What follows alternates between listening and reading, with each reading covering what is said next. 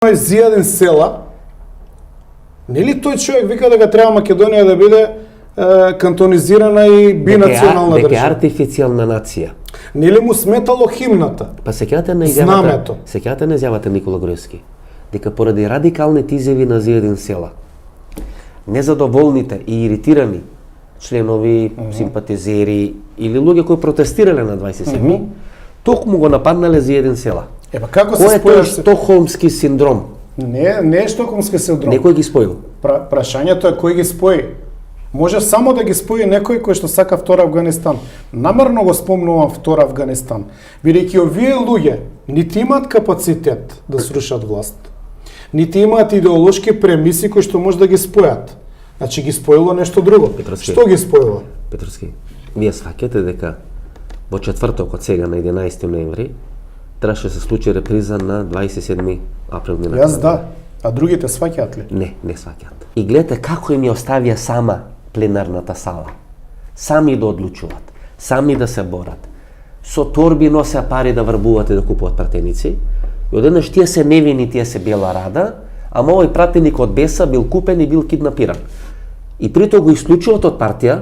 Човекот си кажа дека не е Внимајте, киднапиран. значи, тезата прва е дека е киднапиран. Да. Значи, само неколку сати после таа Тоа теза... лага ли е? Тоа е лага. Тоа е лага. Значи ширење на дезинформација. Апсолутно. И сеење на страв Така е. меѓу граѓанството. Втора работа. Македонскиот устав гарантира слобода на работење и изразување на македонските пратеници. Значи може која сака што Тој сака да човек е прави. избран да биде македонски пратеник на листа на коалиција предводена од СДСМ. Не на листа од коалиција тоа- предводена од ВМРО Па да тоа не му сметаше на Мицкоски. на Мицкоски. Па го купи. Значи Мицкоски можеше да купи 3 пратеника во наводници Да. од коалицијата на Беса, бидејќи се сеќавате на ланските тези.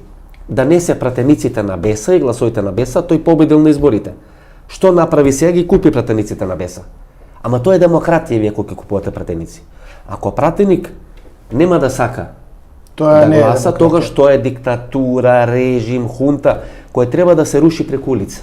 Да, ама ја Тоа се имам, тезите ја имам кои се сега. сознание дека тој пратеник се сретнал со премиерот на, На Холандија. Холандија. И нешто таму му е кажано. Мислам дека не е доволно јасна улогата на Холандија во овој случај и напорот кој што го направи нивниот премиер да дојде тука. Они, како што рековме, се замена во трилингот во Европа што ќе доминира Новата сега тројка. место Британија, што значи дека во новата тројка имаат многу големо значење. Они се тие што ја праќаат пораката на Британија како и на Вашингтон. Па е